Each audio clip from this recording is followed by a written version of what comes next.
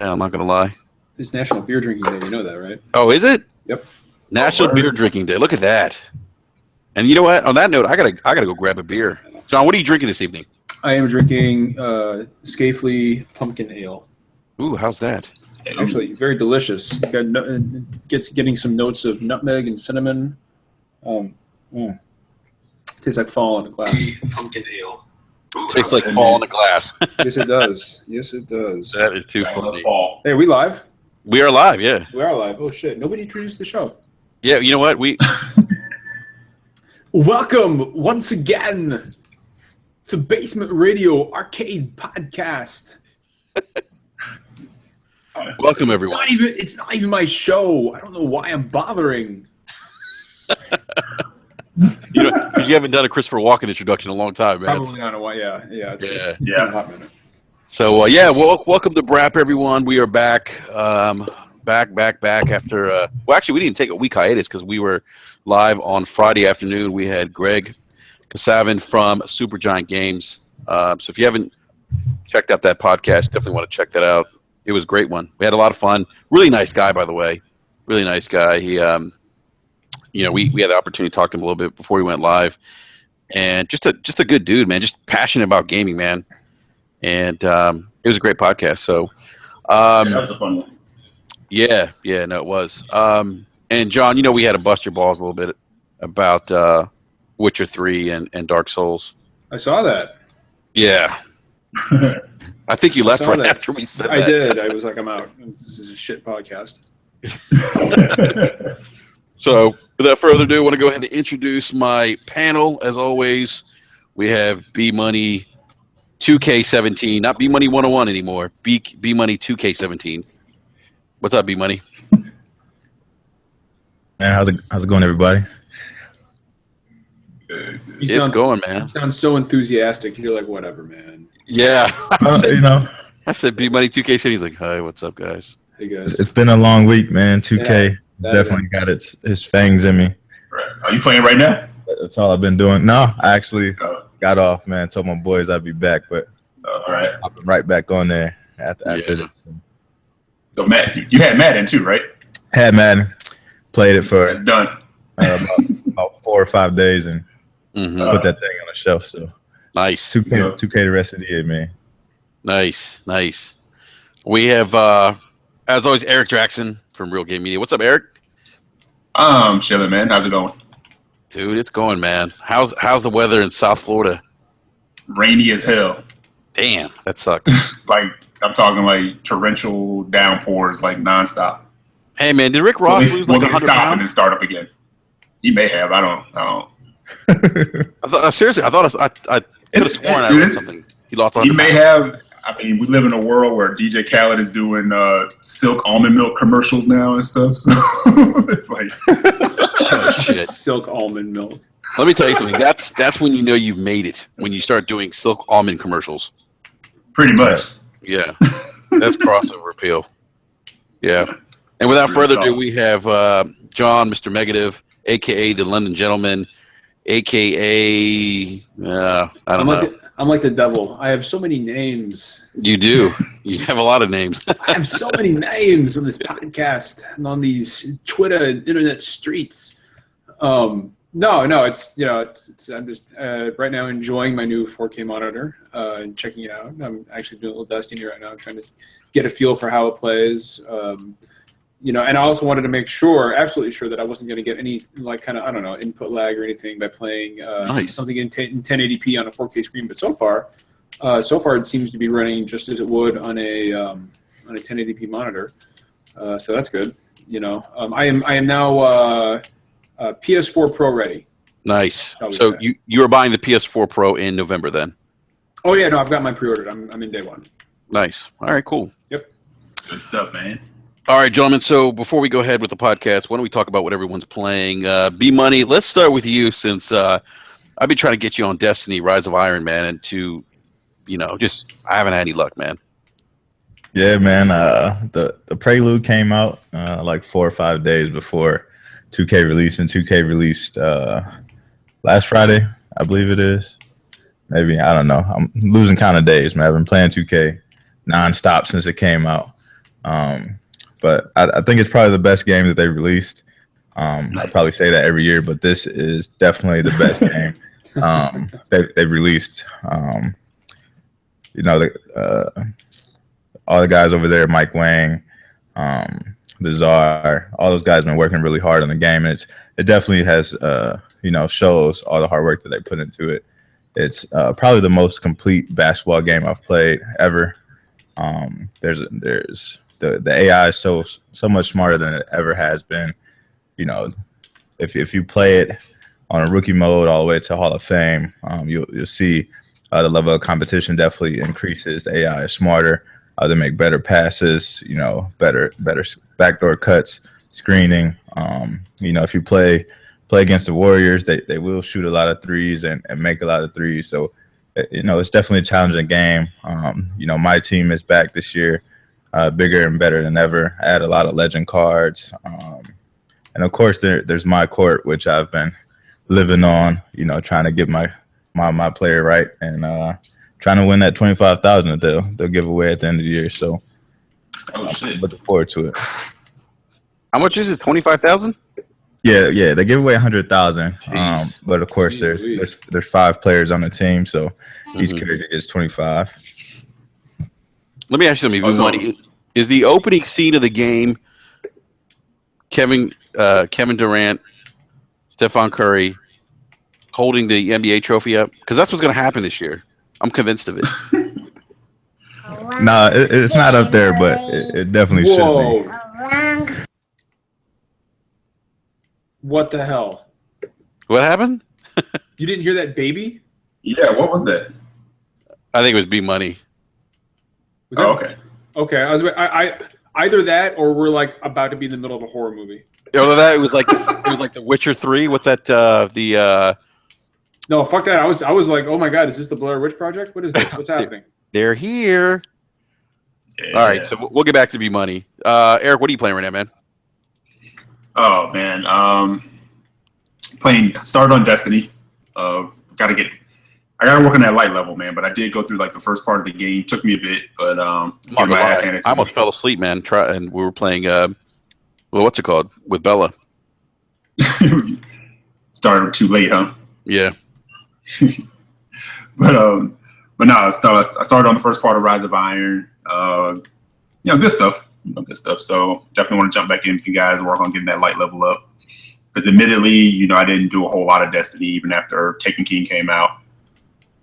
It's just, you know, how things fall. Wasn't your thing? No, I like it. It's just how things fall with gaming. You know, like something new and shiny comes out, and next thing you know, you're like 4 games distant from something. Yeah. So yeah, so rocking on that. Started playing Forza 3. You know, just got started in that. So far, so good. Enjoying it. It's been a while since I, you know, played like a racer, so I figured that was a good time to jump in on that because I didn't really get into Forza 2 only because, you know, I was waiting for the 1 terabyte Xbox One to come out, and by the time that came out, I was like, I might as well wait, you know, the next few months for Forza or next year or whatever for Forza Horizon 3. Yeah. And outside of that, man, I've been back in Transistor. Ooh, nice. Which is just John will attest to this. It's a game. Oh yeah, I got my platinum trophy, man. That's one of the best games I played in 2014. Amazing game. That's a bitch game. And it's fucking everywhere now, so there's no excuse not to play it. Yeah, I haven't played it yet. No, but from the music, the character designs, the narration, just it's awesome. It's awesome. I heard the music superb in that game. Well, I mean, the guy who did the soundtrack, I think it was Darren Korb. He also did the soundtrack for Bastion. He does really, really phenomenal work.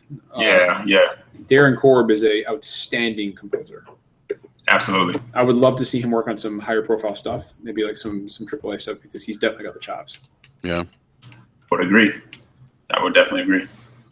So that's pretty much it, man. Other than that, time-wise, I've just been crazy busy lately, so I just try to jump on things when I can. So that's it for me. All right. What about you, John? Well, I've been playing the Game of Thrones, where either you win or you die.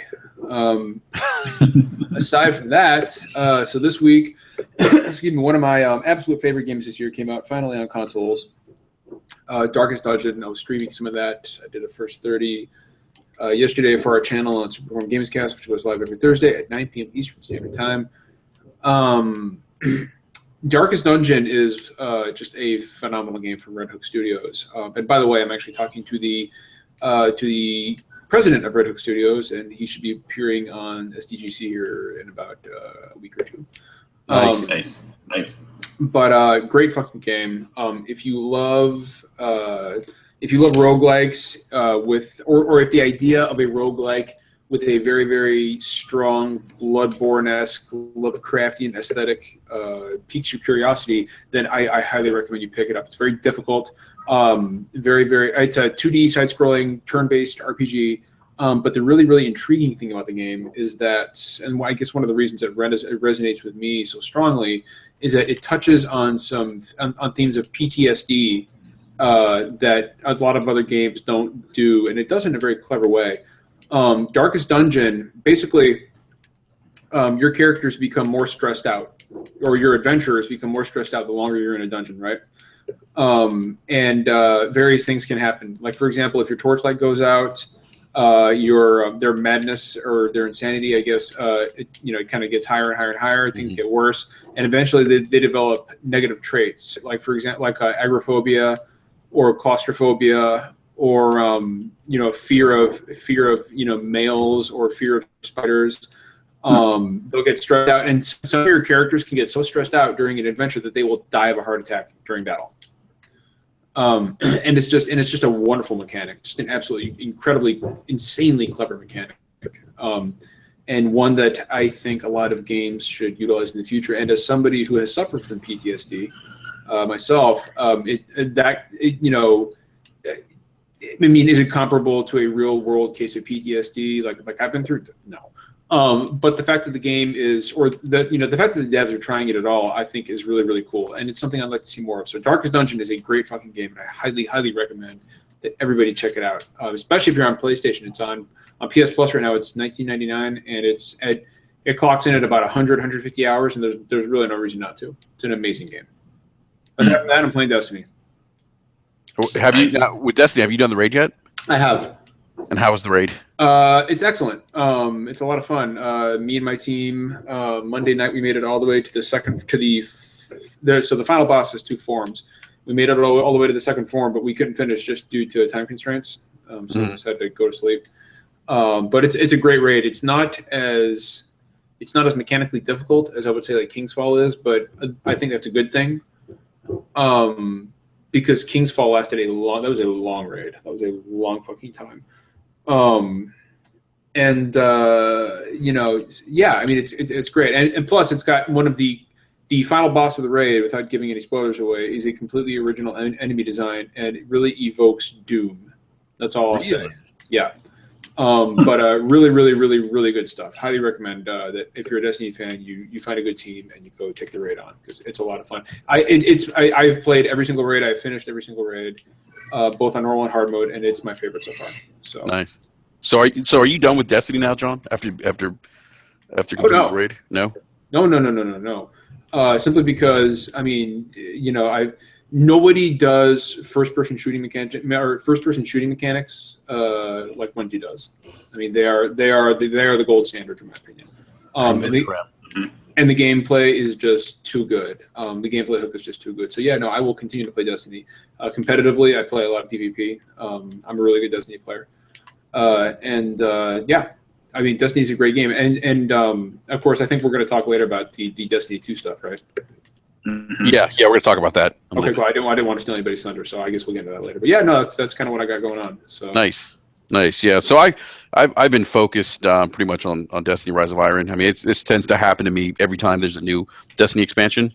I won't say it's better than Taken King, because I think Taken King did a lot of corrected a lot of things that were wrong, I thought, with the game. But I haven't done the raid yet. Like, I'm still trying to level up. I'm still trying to get my light up. I think I'm at 337. Getting your light up after 350 is kind of a chore, depending on what you do. I would highly recommend doing strikes over and over and over until you hit 365, and then really what your only choices after that are like competitive multiplayer PvP, doing the raid and stuff like that. So they've definitely made the grind to max light more difficult. Some people have taken umbrage to that. Look at me using big words like umbrage. But I think it's a good thing. I think it's a good thing. So Yeah. that's just me. I felt like some people will disagree, but I feel like the grind to max light level in Destiny, from vanilla Destiny all the way to Taken King was a little too easy. So that's just me. Mm-hmm. I feel like these things should be. I feel like you should have to work harder for these things. Yeah. Well, it was a lot easier. I kind of welcome that because, I got tired of the grind from vanilla Destiny. I couldn't do it anymore. I didn't have the time to do it. So Same thing happened with me. yeah, I did like that they kind of opened it up to other people. But I've heard that same sentiment from others that they felt like, that Taking Him, they kind of maybe dumbed it down a little bit or made it too easy to level up. Absolutely did. Yeah. But I can't do the strikes though. That's where I'm stuck right now because I can't.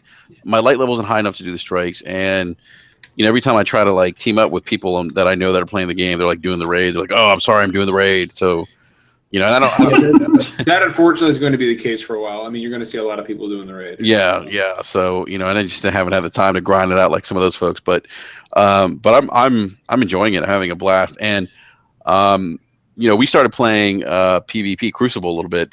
Myself, Eric, and B Money. Guys, we got to get back into that again because that's hella fun. It's a lot of fun. Yeah, Crucible's a lot of fun.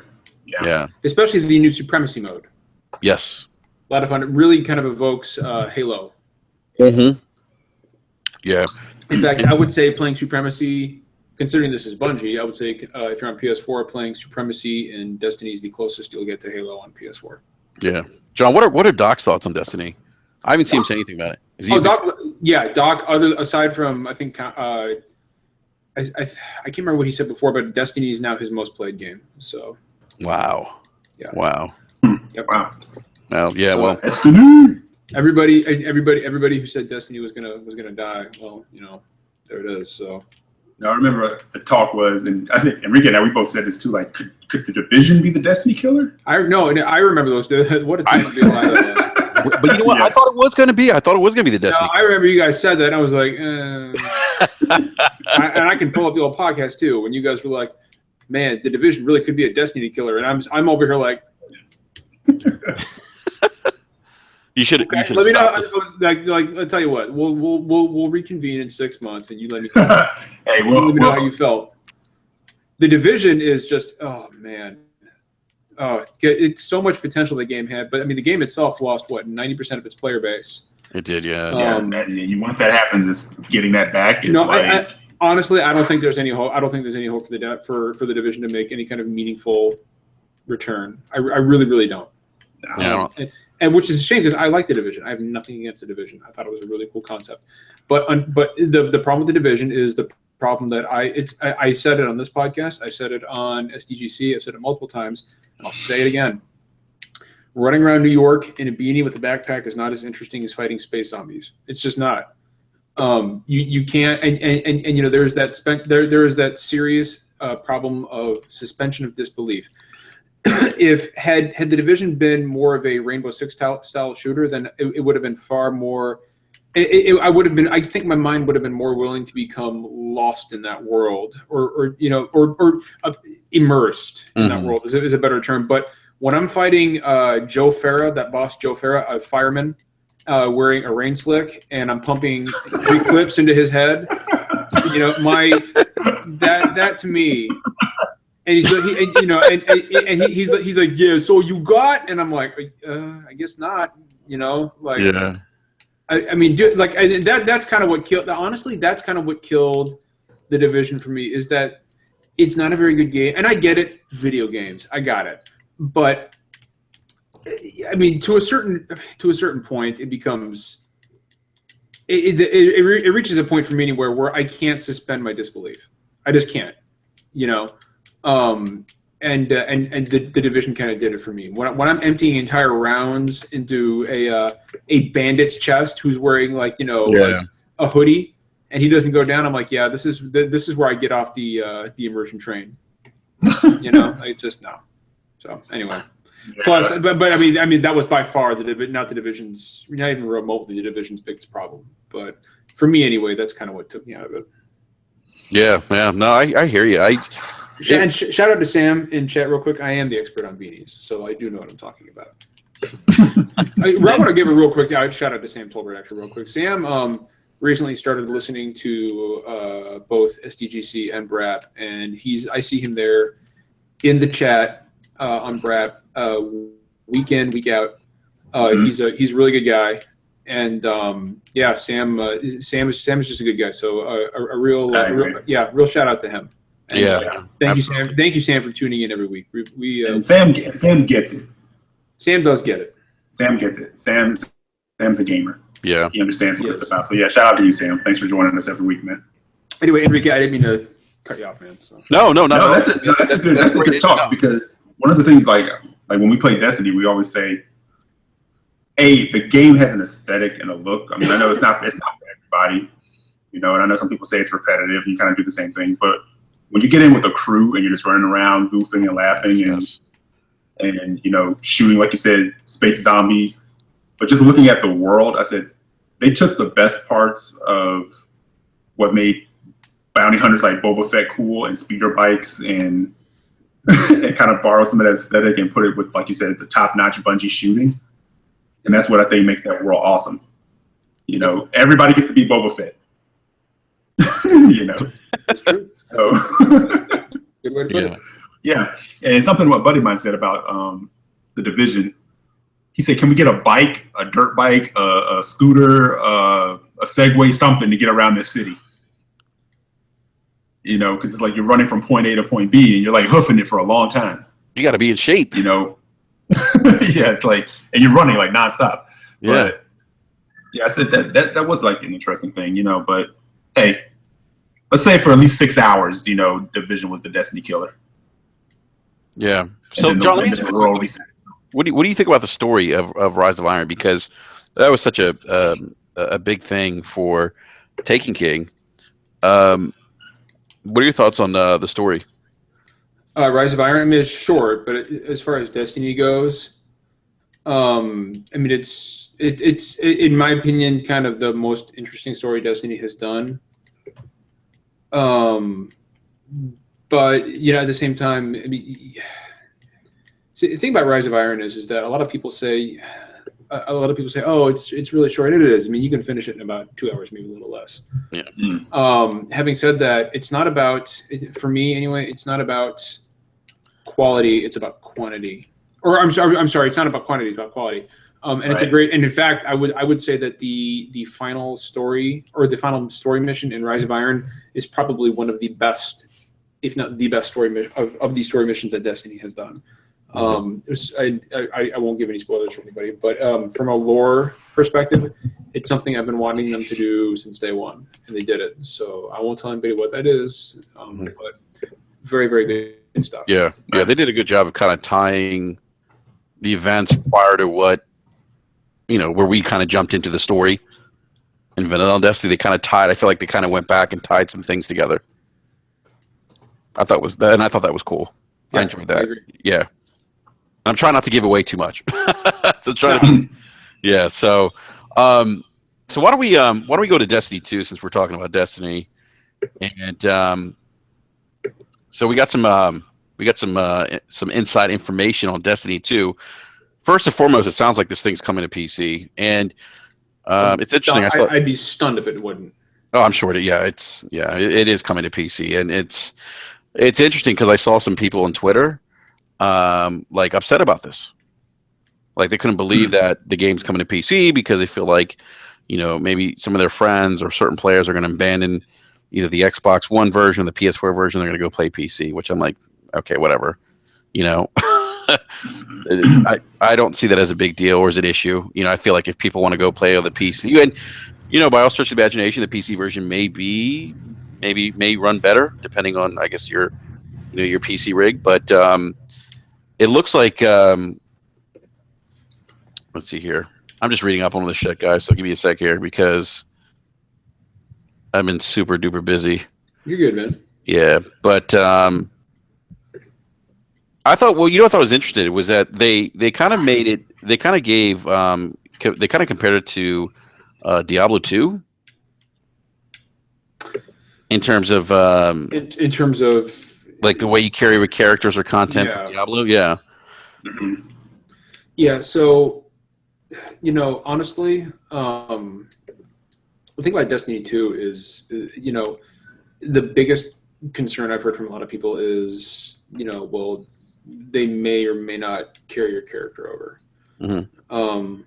And I get it. That's a worry that some people have, and I think it's a valid worry. Having said that, there are certain things in the game that do need an overhaul. I mean, nobody can deny that. And if it makes it a better game, I'm all for. I mean, and I already think it's a great game. I like Destiny, but whatever makes it a better game, I'm down for. So I'm not so tied to my character that I won't turn down something that will improve the game. I just won't.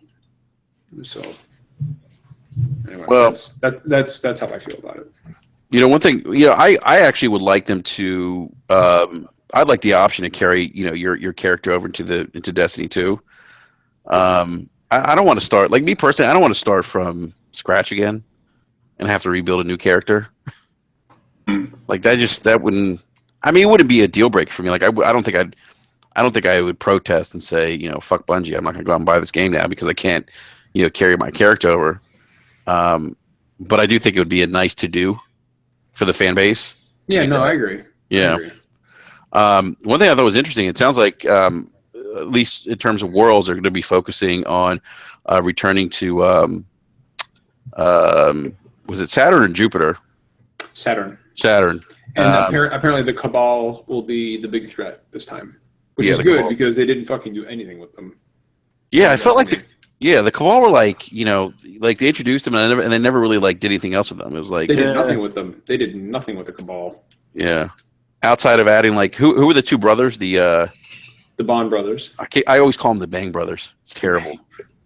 Oh, that's horrible. Bang. I don't know why. I don't know why. Yeah, it's just because you're a pervert. Yeah, exactly. But one thing that sounds cool. It sounds like they're gonna include like outpost or like playing destinations, where it kind of feels like gives that feeling of a more populated, like the planets are more populated with towns, outposts, things like that. Instead of having to go back to the what's it called? But Eric, what are your thoughts, man? I mean, what are you looking forward to in Destiny 2? Honestly, just a little more cohesiveness. I know, like, if you're really into Destiny, you can kind of piece together and kind of follow it. I just like to see something that's more of like a flow, as opposed to kind of just jumping around and doing the certain parts. They kind of got there a little bit more, I think, in Destiny, but I don't know. I'm not going to sit and say like a campaign story mode, as we know, but something like that could be cool if you can flesh it out to where you like jump in with all your buddies and do campaign story modes together and stuff like that. So traditional, I should say, traditional wise. Yeah. Like here is the campaign story mode apart from the strikes and the raids and things like that, and we'll keep expanding some of that stuff, So yeah, what? That's kind of what I'm looking for. Yeah, I'm actually interested to see because from what I understand and what I've heard too is that the game's going to have a new engine or they're revamping the engine and this time around they're not going to be tied down to last gen technology or consoles. So I'm interested to see what they're going to do with the game visually. I think visually the game looks amazing. So I'm kind of good with the way the game looks. I think as far as carrying a character over, I don't really care if the like stats carry over, but it would be nice to keep the overall look of the character. You know what I mean? So like if you collected certain pieces of exotic armor or whatever the case is, at least that stuff would come with you, so you can have that. And then as far as the gameplay is concerned, I would like to see them add like a little bit more cinematic like story pieces, so that you can kind of follow along with the story a little bit better. Yeah, exactly. But other than that, I mean, I think it was good. I think when Taken King came out and they had kind of like that background story with like some of the cinematic parts that really kind of brought people back into the game. So I think if they add just a little bit more of that with Destiny 2, and kind of, you know, not really hold your hand with the story, but at least kind of guide you in some sort of direction of what's actually going on. I think, you know, that'll help players. Yeah, because those goddamn cutscenes are beautiful, man. Yeah, they are. You know? They are beautiful, yeah. And again, that shows you the Bungie pedigree, you know, of what they are as a studio, you know? Well, and again, I think this is also, I mean, obviously this is a, you know, and maybe B-Money mentioned it, I might have missed it, but I mean, obviously this is a side effect of leaving the last generation behind. Because we're no longer in that place where we're doing, you know, there's no more PS3 or Xbox 360 limitations holding these consoles back. So I feel like I mean you're right, and I feel like this is going to be the norm going forward. I mean honestly, I think Destiny was the last major franchise tied to last gen, because I don't think Call of Duty Infinite Warfare that's 8th gen only, right? I don't think it's coming out on PS3, Xbox 360 this time around. I don't believe it is, yeah. Nope. But I do believe Madden came out on 360, right? Well, I will say, you know, MLB The Show came out on PS3, which is fucking unbelievable to me. Did it really? The sports games will continue to come out until those old consoles die, unfortunately. Jeez. Yeah, no. It happens. Dude, yeah, because I mean, EA was still supporting Wii with Madden, like as long as they could. Yeah. You know. Yeah, they're not gonna leave that money on the table as long as people are still buying it. So. Absolutely not. Yeah, here's something interesting, guys. So, bulk of the Bungie employees, 750 plus, are working on Destiny 2, and it sounds like Activision recruited some other studios, including High Moon. High Moon, and it begins with a V. Vicarious Visions. Vicarious Visions. Yep. Yeah, interesting. Good stuff. High Moon's got talent, man. They made some really good Transformers games. Mm-hmm. High Moon has definitely got some talent. I think Destiny 2 is going to be huge. It's going to be massive. Yeah. And you guys should really actually check out that dump of information that Shinobi put out on NeoGAF if you haven't seen it. Yeah, I was just reading some of that when I was trying to catch up on some of the information. That's where I saw the thing with the Cabal, and going back to Saturn, and then being kind of like the focal point of the story. Yeah, I also hope that they, you know, add a little bit more locations as far as, you know, when you go to certain planets and stuff like that. Where you're not continuously running around the same area, just going to a different mission. You know what I mean? So I think they probably will. They could throw Neptune in the mix. I mean, apparently Saturn will be just like Saturn alone will be larger than all of the maps in Destiny combined. That's insane. That's amazing. That's insane. Yeah, pretty awesome if you think about it. Yeah, that is crazy. Yeah. That's what I'm talking about. Wow. Yeah. That's so hot. And think about drooling. so basically, I mean, if you combine the play space of the Cosmodrome, Mars, the Dreadnought, yeah, I mean, and that's massive. That's enormous. That's huge. You think they're gonna bring the Bang Bros back? It's almost as big as. It's big. What did you say? It's almost as big as what? Don't worry about it. Oh my goodness. Don't even worry about it. Talk to my wife about it. But are they targeting holiday 2017? Have they stated when? No, but I guarantee you it's going to come out September of next year. It'll be September. Yep. Let me ask some guys. Does Sony get the drop? Oh yeah. Oh yeah. No, I think Sony. I think Sony's already got that shit locked down. Probably. Yep. Yeah. Another custom Destiny console. Although, you know, like, well, I would like to see less exclusive content for PlayStation 4 this time around. Simply, you know, like, and I say that as a PlayStation fan, and people, you know, a lot of PS fanboys say, "Oh, but John, what do you mean? It did really good with the PS4. It helped them out a lot." And I'm like, "That's great, but we should always be an advocate against third-party exclusivity. I'm never a fan of that. I'll never support it, and I never will. I think it's a bad business model." And I think everybody should be. I mean, because let's be fair. Destiny for Xbox One players was gimped heavily. I mean, there are weapons and strikes that you on PS4 that you still can't play on the Xbox One. And I don't think that's right. I don't think it's fair. I don't No. like it, and I just refuse to. I just refuse to support it. Yeah. You know? No, I hear you, man. So I hope to see less of that kind of shit in the future. Message.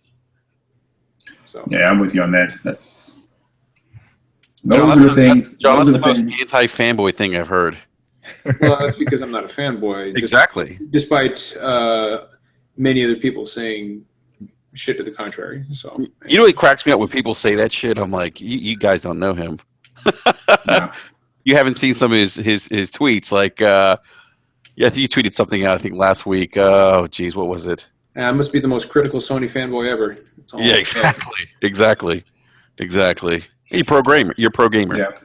Well, I mean, I just, you know, I adhere to the mantra of, and I've said it before, and I'll say it again, of, you know, I'm a gamer before anything else.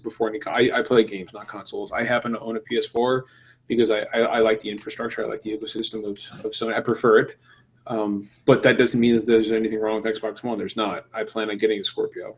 And that's just the way it is, and people can either take that or leave it. So Yeah. So Well, that's the kind of thing that gamers should be like rallying together to confront, is like consumerism on that level, as opposed to play on what I play on. Yep, agreed. Honestly, you know. shit, I got called out. I got called out for being harsh on Microsoft. I didn't know I was being harsh on them.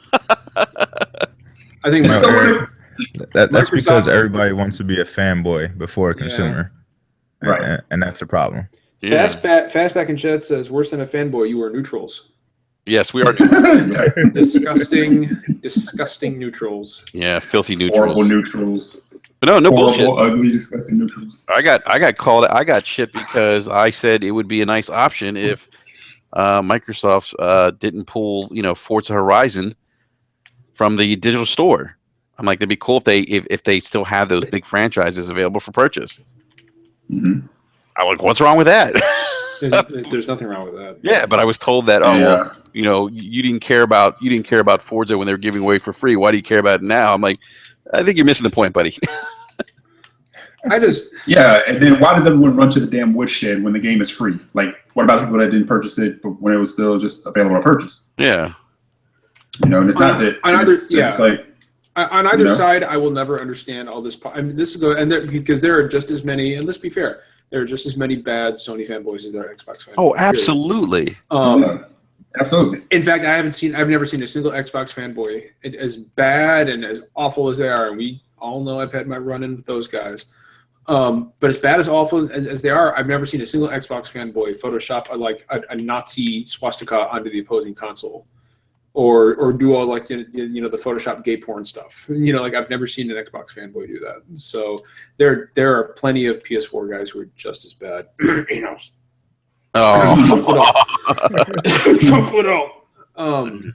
But at the end of the day, honestly, I mean, I kind of gave up. I used to have this big initiative about Gamers First and trying to be, and you guys remember, I was trying to bring gamers together. But honestly, I kind of gave up on that just because I realized it was never going to happen. Well, no, John, you brought us toguer, man. I brought us together, and so that's a win. But aside from that, I was like, okay, you know what? Aside from guys like this, it's not ever going to work. So I mean, you're either gonna. You're damned if you do. You're damned if you don't. I guess so.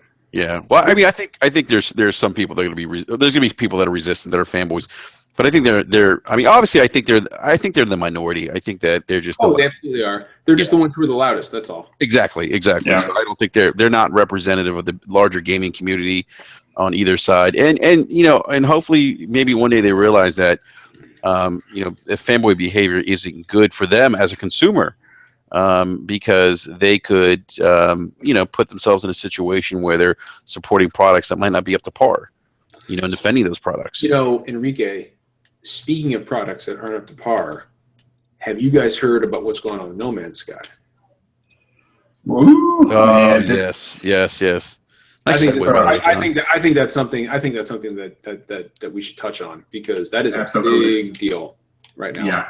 Yeah, that is a no bueno deal. So, John, you turned me on to this today. You said, "Well, we got to talk about No Man's Sky, the marketing being investigated." I'm like, "What? What's going on?" So, in the UK, the Advertising Standards Authority is investigating Hello Games for potentially deceiving customers. As well, they should. Yes, Well, they should. And there's been some gameplay clips or pictures posted online that they're looking at. That misleading trailer for the game is still up on Steam. Yeah, well, yeah, and so they've actually have reached out to Steam to kind of to talk about the that trailer that you just mentioned. But this is, when I read some of this, I'm like, holy shit! Like this couldn't get any worse for these guys. Like this is just yeah. I mean, John, I asked. Go ahead. Go ahead. No, I'm sorry. I'm sorry. Go ahead.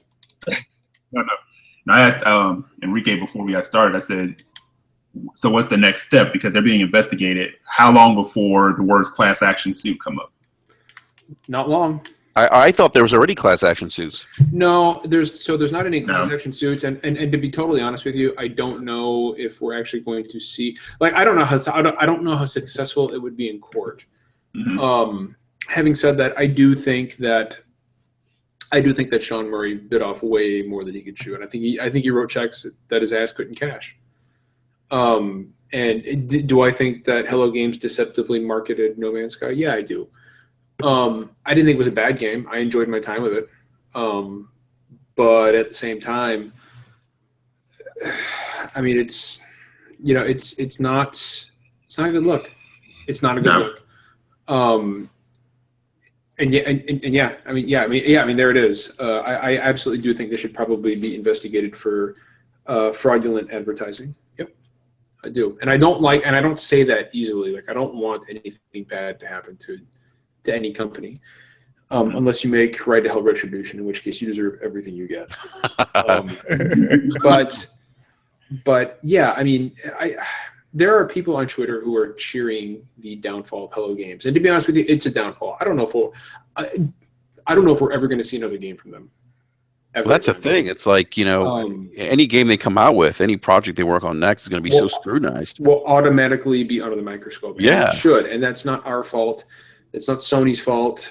It's Sean Murray's fault. It's Hello Games' fault.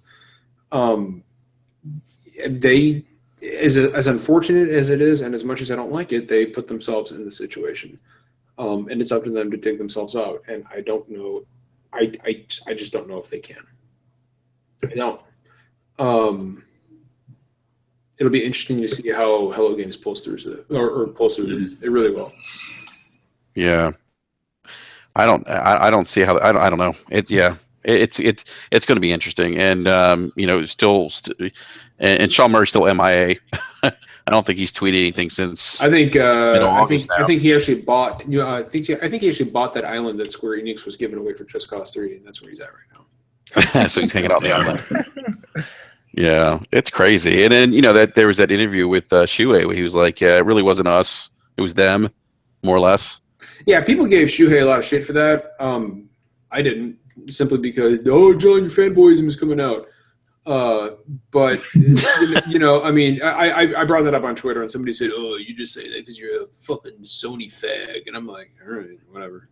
But no, I mean, I don't blame Sony for that. I mean, Sony, I mean, they're a corporation. I mean, they're a corporation. They had a product that was coming out. It's their job to try to sell it.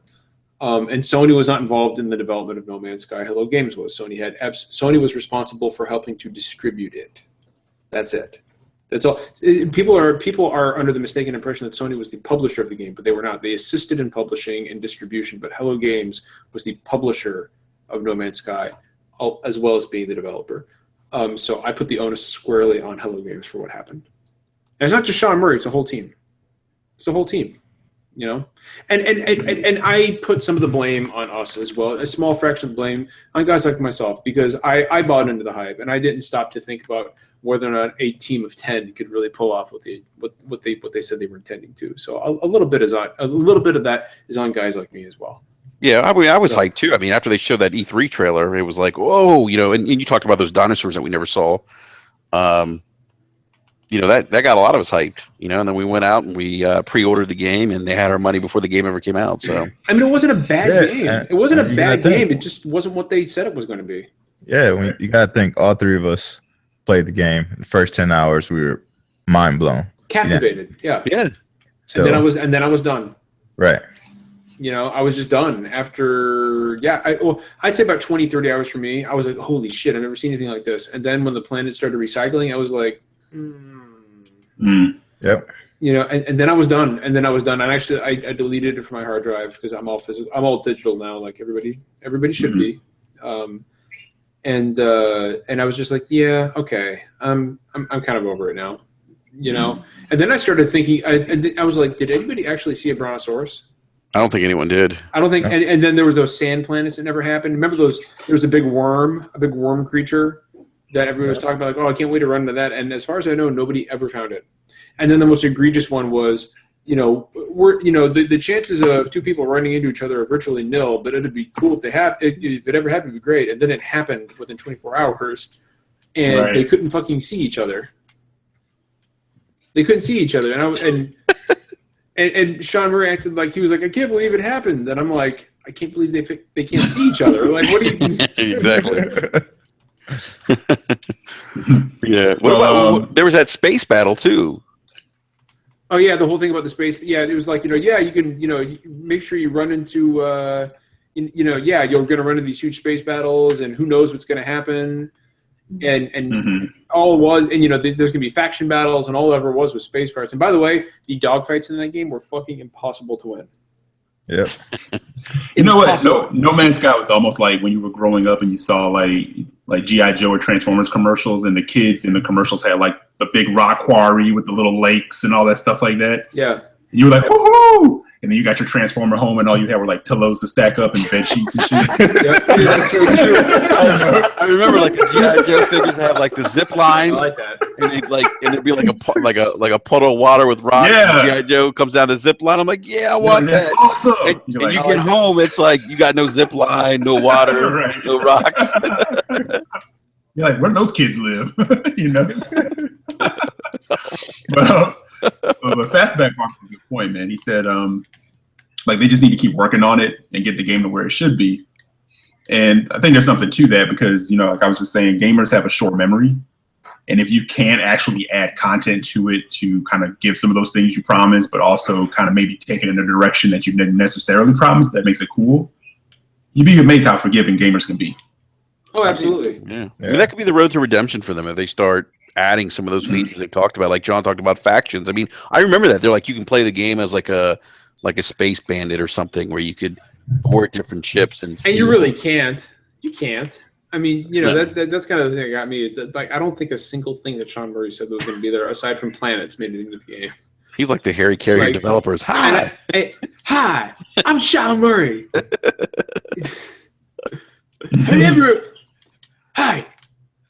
Have you ever wanted to explore the galaxy?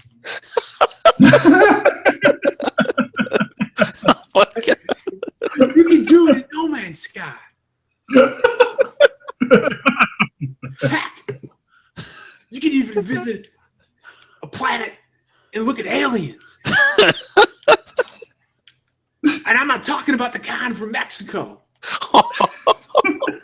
Real ones. They have different faces and different butts. Sometimes you'll see an alien with a butt on its face. It's randomly generated. It's crazy. It's randomly generated. Seriously, seriously, it's one shit out of his ass. I mean, it's just anyway. Oh my god, that's hilarious. Oh my goodness. Poor Sean Murray. He can't even go to a restaurant anymore. No, he really can't. He walks to the restaurant. Hey, it's that guy who lied about the video game. Yeah, he's got to wear like a better costume than Michael Jackson ever had to. Oh, he's just hiding his face. Who was a comedian that said Michael Jackson used to dress like Captain Sean Crunch? Murray's just going to walk around from now on like this. What are you talking about? Sean Murray doesn't have a mustache. He's got a beard, but I just have a mustache. It's not me. I'm not Sean Murray. Yeah, it's whatever. He's right. I actually have a theory that Sean Murray is actually Peter Molyneux in a clone body, but Were you the one who posted that Total Recall? Yeah, I saw that. Yeah, Peter Mullen. That was me. But Peter Mullen, you did the same thing. Some people might not remember this, but with Fable. But Fable was called something else. It was Project something. Yeah, but Fable was really good, though. Well, that's the thing.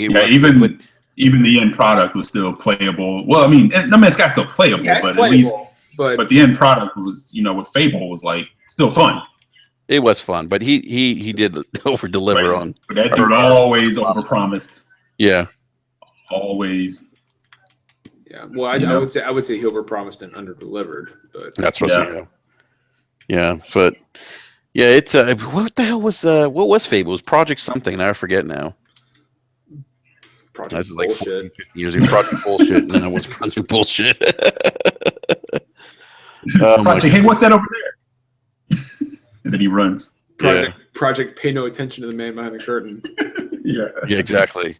So, guys, let me ask you something. What do you guys think about this rumor of Beyond Good and Evil 2? It was teased on Instagram. I think if it's a NX exclusive, I'm buying an NX on day one. I mean, I'm going to buy an NX on day one anyway, but this just kind of reinforces it. So. But I thought that okay. So I thought the NX thing was debunked, like with it being exclusive on NX. I don't know. I mean, I'm not sure, but I mean, it is very obviously Beyond Good and Evil, in my opinion. I mean, it's totally debunked. That's obviously either Paige as a young pig. I don't know if to call him a young man, which is awesome. Or it's somebody as the same species as Paige, but they're obviously connected. And that is, and if that is young Paige, that is so obviously Jade's father. That, but at first I was like, why is that's what they think? At first I was like, why is Venom Snake have a pig? Yeah, I thought the same exact thing. I'm like, what the hell? Me too. I saw that picture. I was like, Metal Gear. Metal Gear.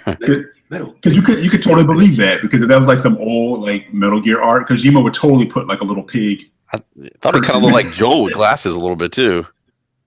That too. A little bit. Yeah, but I got more Solid Snake out of that than I did anything else, or at least Venom Snake. Sorry. Yeah. Venom Snake.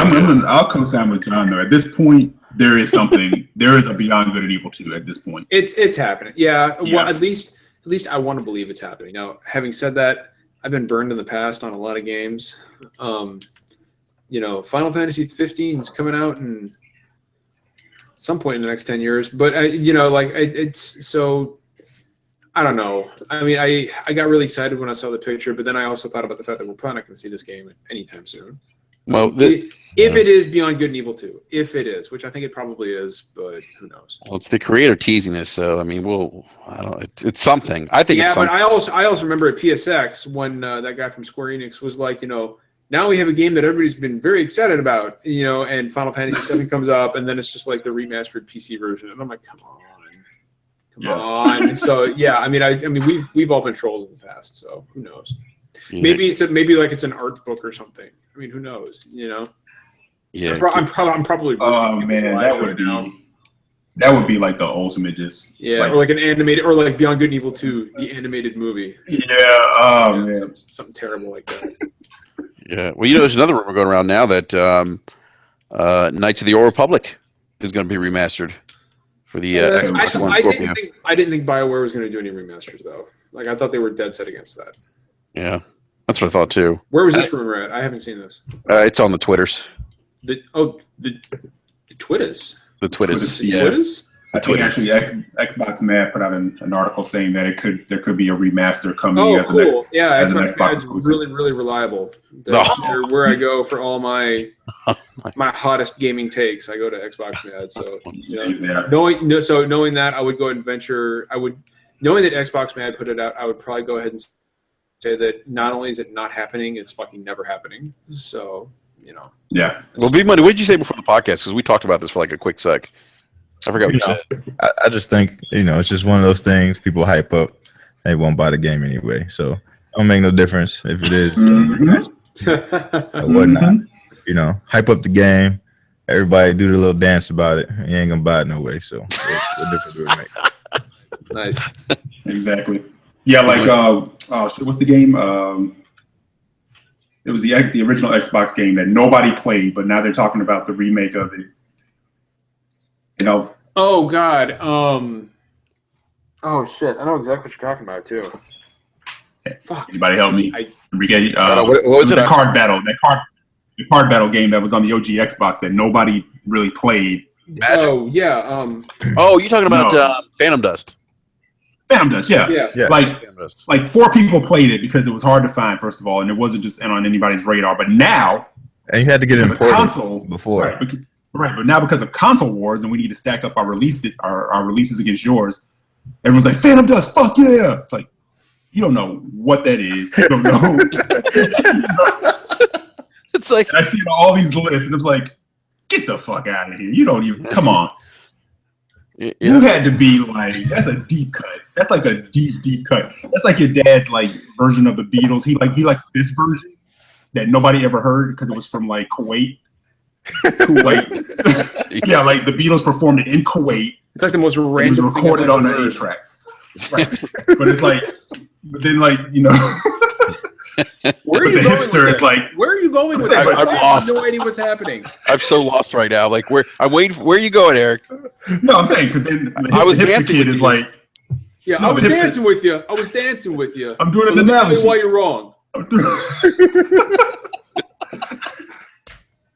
Because it's this particular version that nobody's ever heard of, but the hipster's like, you know, this is the real version of it. You listen to the bullshit version. I don't know. I'm just saying. It's just like, stop bringing up shit that you have no idea what you're talking about. I wonder how many of these You people know. actually played KOTOR. Eric, I love you, man, but I'm not gonna lie. I have no idea where any of that went. Like, Sorry. I'm lost in the sauce. It's National Beer Day. It is National Beer Day. Well, I would say I won't be the first to do a bullshit analogy that goes nowhere. How about that? You won't be Very the last true, either. Very true. I like it. Yeah. Yeah. And I guarantee all this week, Monday, Thursday, Friday, and then, okay, I'm not going to go there. We're not going to get involved. Yeah. That's all I'm So, saying. so B Money, how many people? Let me ask B Money because you said some of these people haven't played the game or Phantom Dust, or maybe that was Eric. But how many people do you think have actually played KOTOR, the original one? I mean, there's probably a good handful of people who played it, and have some great memories about it. But all these new school guys are, of course, gonna carry it around like it's the new princess in town or something, and say it's the biggest game of the world, and everybody's cheering in the streets because KOTOR is the exclusive. Makes no sense, man. Half of them couldn't tell you what characters are actually in the game. Yeah, so they might assume that Senator Palpatine is one of the main characters. Palpatine. I thought, man, when I heard that, I was like, man, I could really go for a delicious glass of Palpatine right now. It's made from the best stuff I have. Where's Darth Vader? Sam's saying he's excited to play Phantom Dust because, again, Sam's the guy that gets it. But it's like all the other ones who have like B Money said, will never pick this game up. Will never play it, but they're out there screaming, Phantom Dust. I'm getting a Phantom Dust t-shirt day one. Yeah. I Sam, guarantee you get it, man. You get it. Phantom Sam. Dust comes out, Yeah. it's gonna sell like maybe 100,000 copies. But everybody's gonna be on Twitter like, "Yo, did you get Phantom Dust?" And you can go and check all their gamer score, and ain't nobody gonna play it. You're gonna have 5 gamer scores and they're talking about Phantom Dust. Yeah. Does that fall in line with like a Shenmue 3, or is that different? What do you mean? Like as far as people being hype and screaming about Being it, hype but for who's Shenmue? actually going to pick it up? Yeah, I know Shenmue. No, Shenmue has a huge following. I know that, and more people know about Shenmue than they did Phantom Dust. I think Shenmue was more of a cult classic than anything than KOTOR. I think it's got more of a following because it's such a beloved franchise. Right. No, but yeah. But as far as people picking it up or using it as like console war, like Yeah, that'd be just like if Jade Yeah, Empire, was to come back with a remaster and everybody Good was like, "Oh, Jade Empire. It's like half you fools don't even know what the hell the game is. Never even touched it. Probably never even had original Xbox, but of course, right. Jade Empire is a new fire out there, so everybody got running around. I don't know who you're talking about. The hipsters. Oh man, B Money, you hilarious. No, but so Sam in the chat said that KOTOR. He said KOTOR is actual big deal. Now we're not saying it's not a big deal, Sam. We know it sold millions, but we're just saying that it's not. It's not like let's say they were to get like Destiny as an exclusive. Like it's not on that level. I think of a big deal. It's definitely nice, nice to have, a nice addition to the portfolio of games offered. But Yeah, and I agree with Fastback. It shouldn't be exclusive. I don't think it should be either, and I would be surprised if it was exclusive. Mm-hmm. I really would. Yeah, but no, we're just making the point where again, that news kind of, or that rumor kind of dropped, and now everybody's kind of running with it, and then you wonder like how many are actually excited for it, or are they just excited to have another title that could be exclusive to kind of lord over? Yeah, people are only talking about it because it's a possible exclusive. If it wasn't, nobody would care. You get the KOTOR fans talking about it, but most of these asshats wouldn't be talking about it. Talking about the next thing. So as we have downplayed KOTOR, we've lost 3 viewers. No, come back. We're not downplaying KOTOR. KOTOR's awesome. Best. But that's the thing. Like, no, I think people need to like. I think they ran off because of my Beatles analogy, Enrique. Sorry about that, guys. I didn't mean to derail the podcast. Yeah. So real quick, I want to touch on one more subject here before we wrap up. John, you had a very interesting tweet earlier in the week. I got a lot of those. Yeah, well, this one was really interesting because you said that the PlayStation 1 was a better console than the PlayStation 2. Yeah, it's not up for debate either. Show's over. Good night, guys. So I'd like to hear your reasoning why you think the PlayStation 1 is better than the 2. Well, one, the games, and two, the pioneering nature of those games. Like a lot of people will say, for example, Resident Evil 4 is the best Resident Evil, and I will agree with you. But one, Resident Evil 4 debuted on the GameCube, not on the PS2, and two, Resident Evil 4 wouldn't have happened without OG Resident Evil. All these amazing I would say a large majority of these amazing franchises we enjoy today started on the PlayStation 1. I mean, just look at RPGs, for example. I'm sorry, but I mean there has not been the kind of RPGs on any other system like we saw on the PlayStation 1. It's just a fact.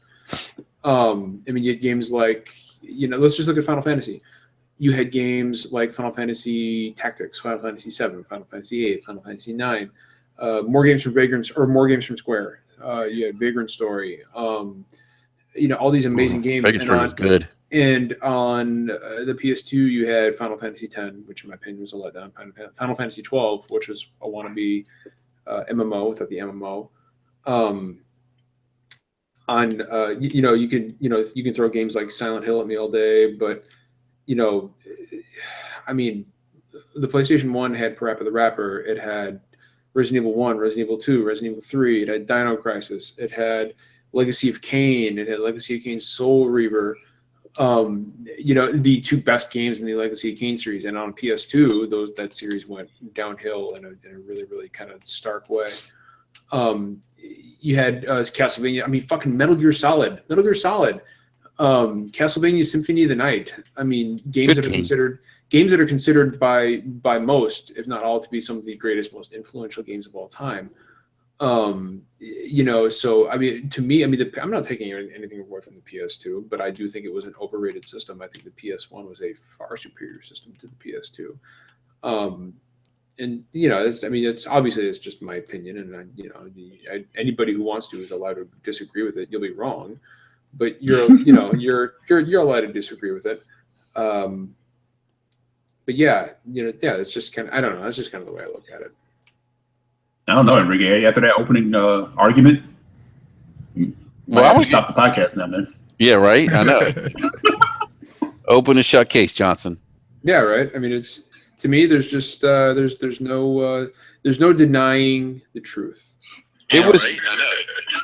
Whoa! Hold on. The podcast like opened up my phone for some reason. Oh yeah, It was a great console. I mean, the Metal Gear Solid is still probably my favorite Metal Gear game to date. Well, without Metal Gear, we wouldn't have had any of the other subsequent Metal Gear Solid games. Yeah. So yeah. To me, I don't know, like the PS4. And who could forget 989 Sports? Yep. Man. Or fucking, games like there's just so many fucking games on the PlayStation 1 that were just. What about the amazing. 2 though? I mean, Wild Arms. I mean, nobody talks about Wild Arms, but Wild Arms is one of my favorite RPGs of all time. But yeah, I mean, the PlayStation 1 was just such a good fucking system. Dino Crisis. Dino Crisis was fucking amazing. You had, I mean, Tomb Raider. I mean, Tomb Raider is one of the most influential games of all time. I mean, we wouldn't have Uncharted without Lara Croft. We just wouldn't. So yeah, I mean, but I thought that was a PC game though, right? Before it came into PlayStation. No, that was originally a PlayStation game first. Okay. Yep. That was absolutely a PlayStation game. Yeah. All right, so I'm gonna kick this out to the panel real quick. What do you guys think? You guys agree with John? I mean, I really love the PS1.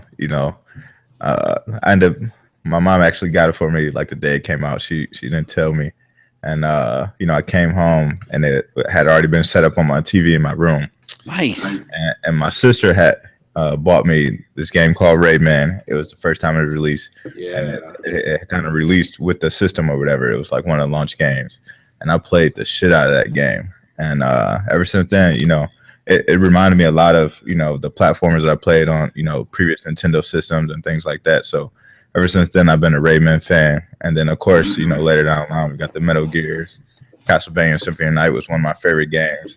Me too. So PS1 is definitely up there, but I would probably give the PS2 just for the Dual Shock. You know what I mean?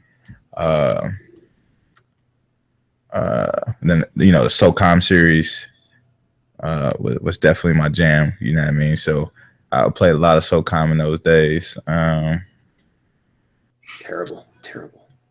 So I probably gotta go PS2, man. There's just so many games. Now, I think I can't remember if I played this, if the Space Jam game was on PS1 or PS2, but me and my sister, we rocked out on Space Jam game. I think that was on PS1.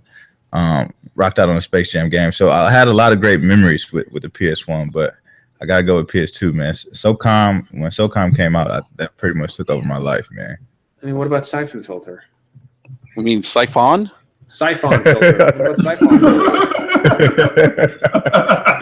Or another game people don't ever think about this game, but fucking Power Stone. Oh, Power Stone. But I actually rocked more Power Stone on Dreamcast than I did on PS1. Twisted Metal 1, Twisted Metal 2.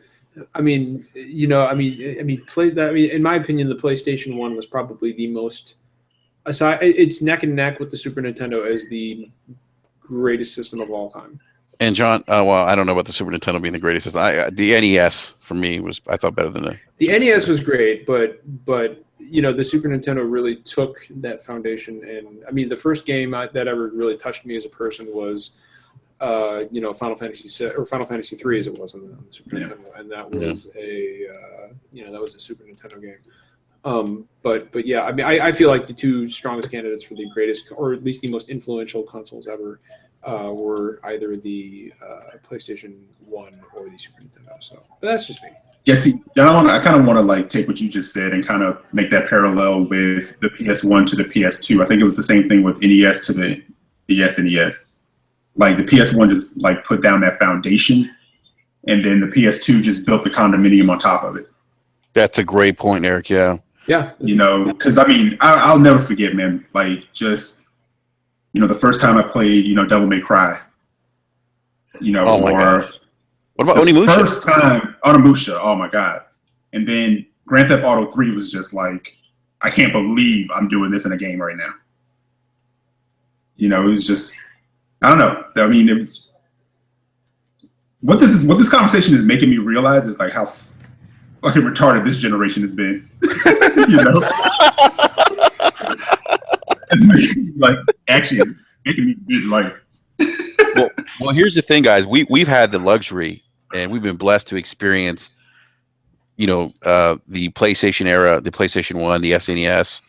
We've been able to see games go from 2D to 3D, from cartridges to disc. I mean, so we really saw a true evolution of gameplay that gamers I don't think really have today. or I think had this generation, last generation, really, in my opinion, at least. I mean, John, you brought up, Metal Gear, and I remember playing it and just being like, "Whoa, what am I playing? Like, holy shit!" Man, like it was Gear. Yeah, it was incredible. Yeah. And game changers, like game changing franchise, or life changing franchises, I should say, as far as your life as a gamer. Playing, like you said, Metal Gear Solid. Yeah. You sat back and you were like, wow, like just And I love Siphon Filter I love Siphon Filter too. Siphon Filter. Thank you. But I mean, I remember just playing Metal Gear Solid. I played it. I'll never forget. I was I don't know what it was. I was home. I was working, and I was working at for the rec center for the county or whatever. I was young at the time, and we used to bring a TV and a PlayStation to work, and I would sit there during the day during work and play Metal Gear Solid. And this guy. I still remember just being like, wow. To me at the time, it was the most amazing game I think I've ever played. Well, and I'm not taking anything away from the PS2. I mean, obviously there were amazing games like Prince of Persia at the time, or Resident Evil 4, which is probably Zone of the Enders was amazing. Resident Evil 4 is probably one of the most influential games of all time. You got a lot of good things on sale, stranger. Just a great fucking game. So I mean, there's just a plethora of great games on PS2. But playing Resident Evil for the first, dude, I mean, being freaked out when those doors would open. Yeah. Or when the dogs came to the window. Man, it's just, I mean, come on, man. It's just an era of gaming that was like ridiculous. Yeah. But ridiculous. John, I responded to you in that tweet. I didn't agree with you. I like B Money. I think the PlayStation 2 because, some of the games that B Money mentioned and that we've mentioned here, and like Eric said, kind of like building off the foundation of the original PlayStation. And Grand Theft Auto 3 was just like, whoa. Like Eric, like you said, I couldn't believe I was actually doing some of the stuff I was doing in a video game.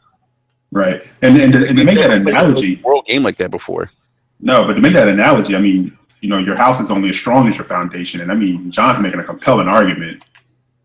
Like, that's because I'm the most compelling, most controversial game-related YouTuber. Oh my god! But seriously, man, it's just like, again, it's like you said, you threw out Tomb Raider. Playing Tomb Raider for the first time, it was just like, running into that bear in the cave, or that T-Rex. Real Tomb. Or the T-Rex, yeah. That was crazy. What were you saying, Money? I said when you actually went through real tombs and the game was actually kind of difficult, you try to jump over those little pits or whatever, and you don't time to jump just right, you fall in the pit, you're like, God damn it. Yeah, like you remember sliding down the control cliff, sliding down the cliff backwards almost to hit a certain backflip to get to that one little alcove to find the Uzis. Yeah. You know what I'm saying? Now that would be like, you could buy them. Yeah, right. Exactly. Microtransactions. Would buy them. That's how you would do it. You would buy them. Fuck a backflip. I'll just buy them. But Fear Effect? Were you guys Fear Effect guys? What's that? Yeah, Fear. Yeah, I did have Fear Effect. Manhunt. Oh yeah, I never played Manhunt. Yeah. Oh, it's good stuff. Yeah, I remember that game was controversial when it came out. It was almost never mind. That game wasn't. But was it compelling? Looking for a new Manhunt, man. A lot of people have been looking for that, but I would love to see. I think it might be a little too violent. Look, we had Max Payne drop on the PlayStation 2. They eventually went multi-plat, but then we had what was the other game? How can we forget God of War? That was God of War is PS2. Yeah, so I mean, and the Ratchet and Clank series and Ratchet and Clank. You know what I mean? So, John, you're wrong. No, I'm really not wrong. We could almost have a whole podcast of this debate. It's not a debate when you're right. Hey, John, you know what I'm seeing? I'm almost seeing like a BRAP, SGGC podcast. Together. I don't know. Do you think? I don't know. Do you think BRAP can hang? I mean, we're all gaming experts, like experts on gaming. Right there at old SDGC. I remember when Doom came out in 1997. That was good. That was a good year. Oh my god! I think put that. I think that'd be a good special edition. We could do like a Christmas special podcast. Yeah, kind of like the Star Wars holiday special. It'd be really good. Exactly. Yeah, with Senator Palpatine. Palpatine. Senator Palpatine. Get Polanco in there. What is your favorite flavor of Palpatine? half lemonade, half iced tea for me. Arnold Palmer. It's funny is that like nobody has any fucking idea what we're talking about. At all. But oh my god. You know what, Senator. John? We are gamers because I remember when Ratchet & Clank came out in the 90s. That was good stuff, man. Back in 93 when Ratchet & Clank debuted on the Game Boy. Yeah, exactly. That was real. That was lit, man. That was so compelling. Yes. Seriously, John, we got to do like a super podcast, man. A super deformed podcast, you mean? No, like a super podcast with BRAP and SDGC. We should do that. We should, man. We probably should. Yeah, we just should. Just shoot the shit and talk video games, man. The Christmas special episode could just be us sharing like our holiday memories of opening games. Dude, I can take that. Nah, dude, I remember getting Metroid for Christmas and just like staying up to like 4 a.m. playing Metroid. I remember getting Deadly Towers and realizing that my father hated me.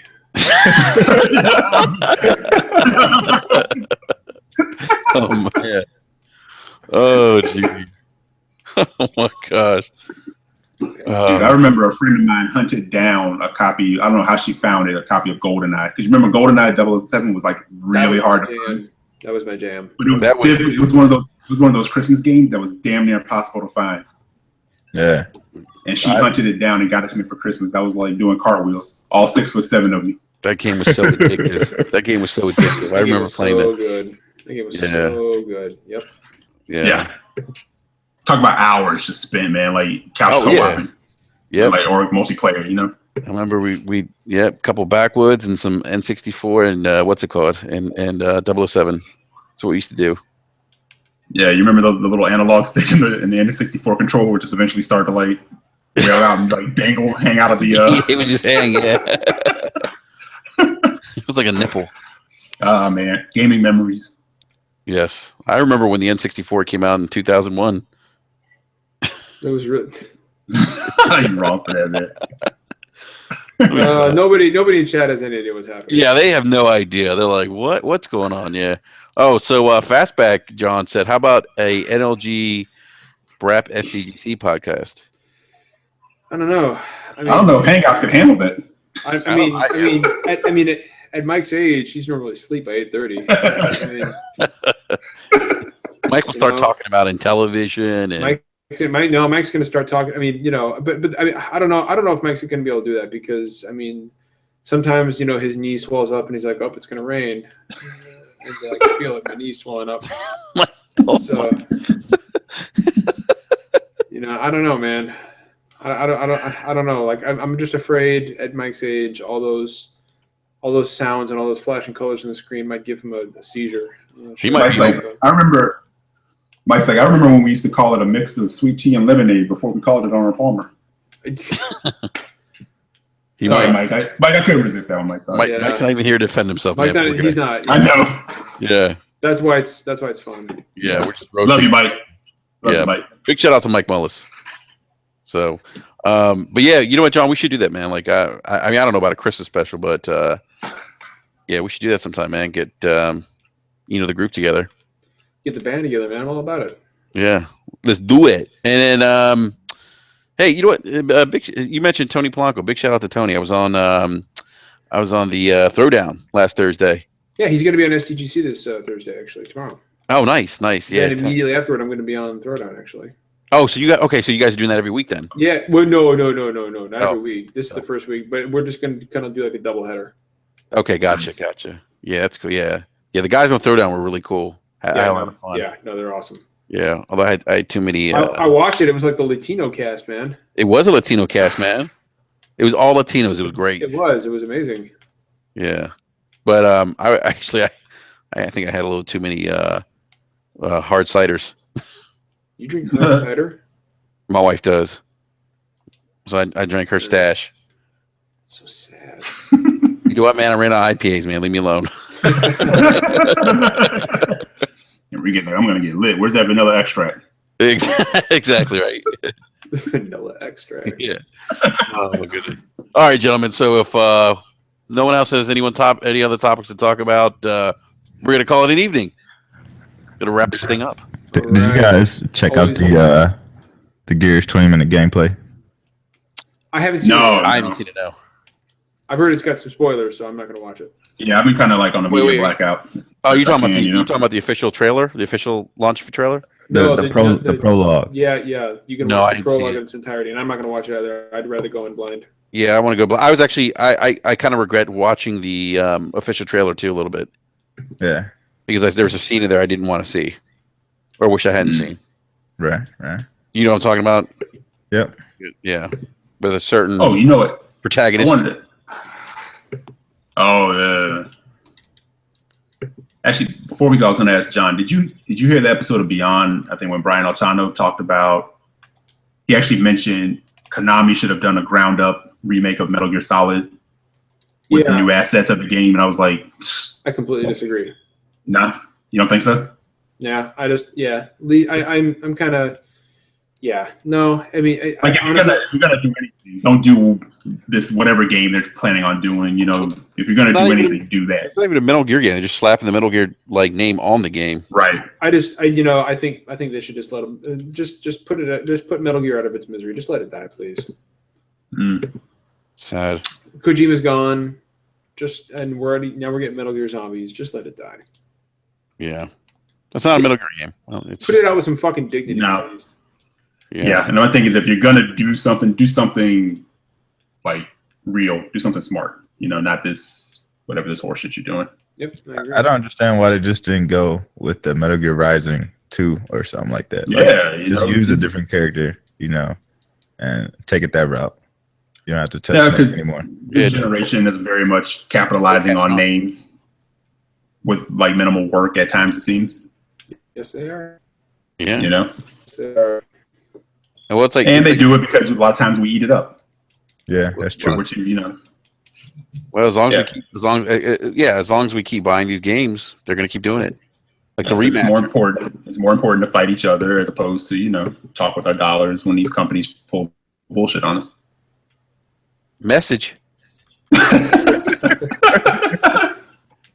Shit's true, man. It's true. Yeah. It's just they keep doing it as long as we keep buying it. They keep doing it. All this, the stuff with microtransactions, stuff like that. Some of this shit's getting out of hand. Like look at Ark. The game's not even finished, and they're dropping microtrans or what is it, $25 DLC? Yeah, that doesn't surprise me. I mean, it's just it's a clusterfuck sometimes. Yep. But anyhow.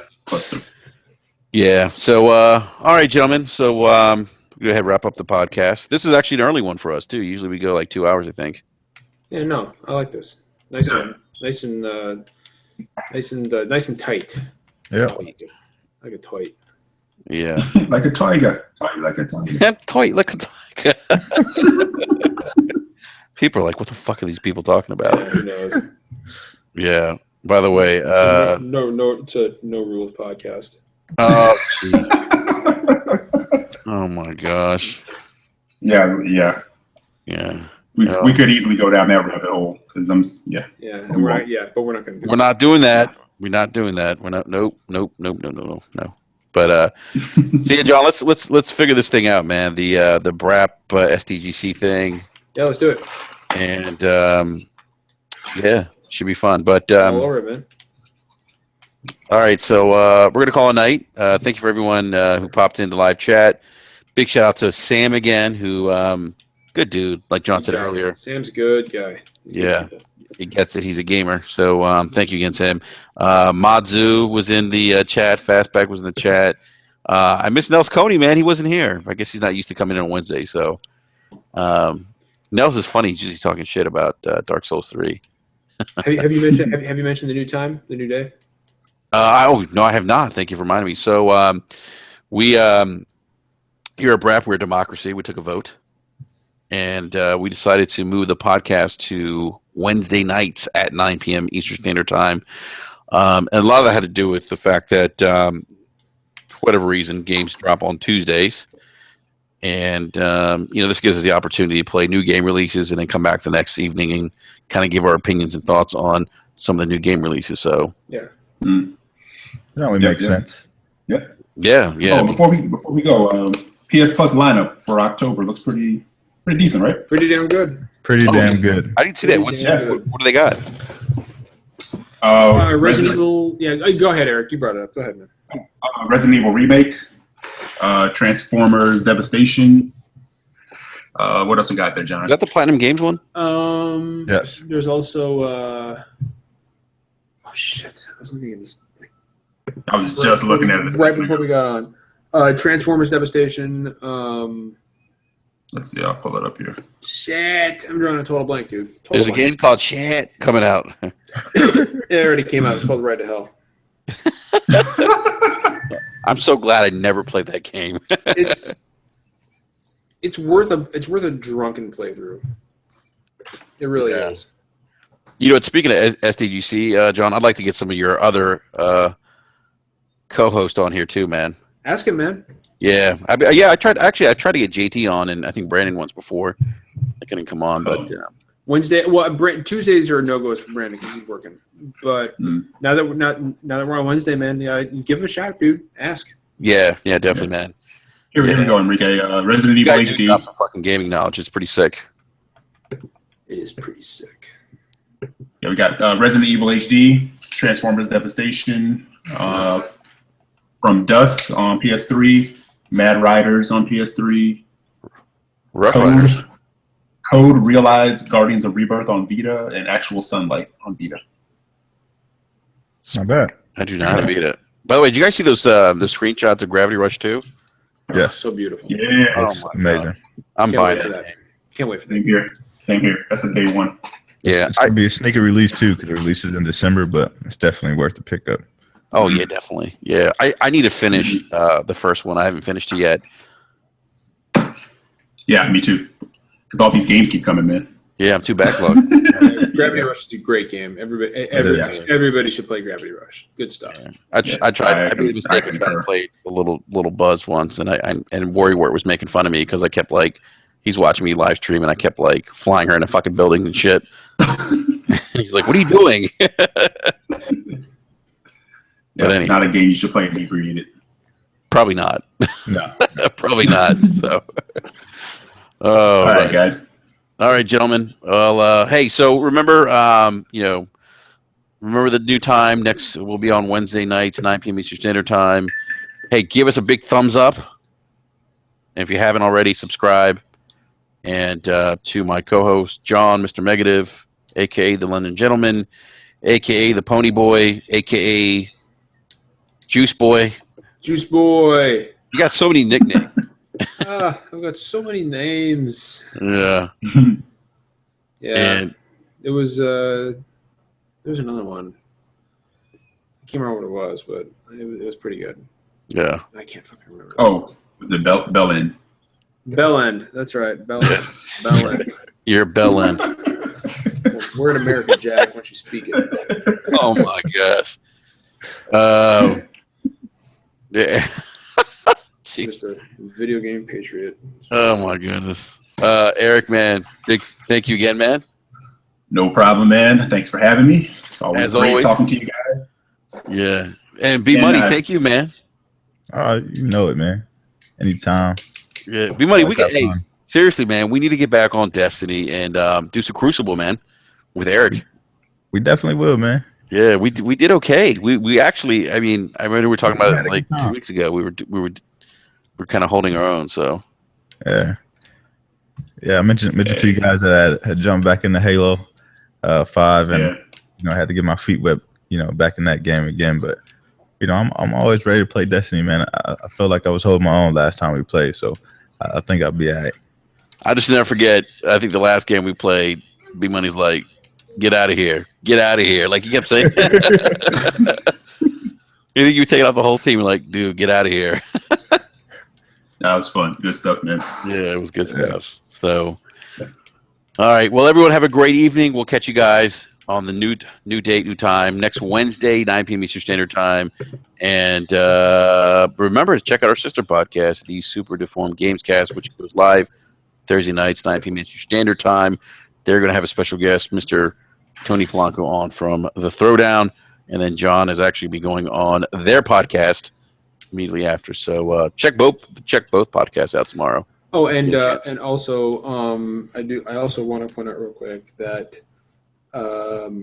so next week's we've actually got a line of guests coming up. Next week we have Will Powers on. If anybody who doesn't know him, he is the senior manager for marketing PR for Deep Silver. Nice. And then the week after that, we have Susan Arendt coming on, and she's the editor-in-chief of Games Radar. Oh, nice, that's awesome. man. Awesome. So a couple big guests coming down the pipe. Nice, man. Nice. Good stuff. All right. So, all right. Well, thank you again for everyone who joined us, and we will catch you guys next week. Remember, gamers to game on, but more importantly, have fun doing so because that's what gaming's about. It's not about this fanboy shit. Video games. What did you say? Bitching games? Vigi games, but also bitching games. Oh, yeah, Bitching bitching games.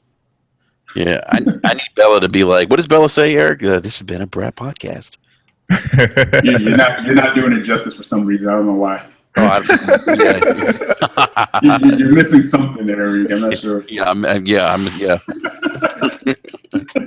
yeah, I am. So, all right, everyone. Good night. We'll see you guys next week. See you later, guys. See ya. Peace.